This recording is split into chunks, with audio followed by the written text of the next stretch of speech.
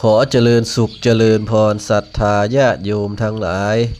การร่วมบุญสร้างศาลาการประเรียนถือเป็นบุญใหญ่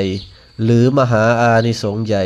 เพราะเป็นสถานที่สาธารณประโยชน์ที่ใช้ทั้งทำบุญและปฏิบัติธรรมและประชุมชุมชนตามความเชื่อ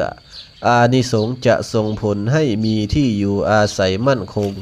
สะดวกสบายและเกิดในตระกูลสูงในภพหน้าการสมทบเพียงเสาต้นเดียวก็ได้รับอานิสงส์มหาศาล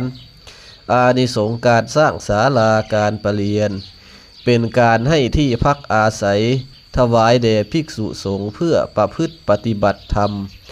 ใช้ประโยชน์นานศาลาเป็นสิ่งปลูกสร้างถาวรที่รับรองคนจำนวนมากทำให้มีอานิสงส์ต่อเนื่องยาวนานส่งผลบุญให้มีที่อยู่อาศัยและสะดวกสบายมั่นคงในภพหน้าเจริญพร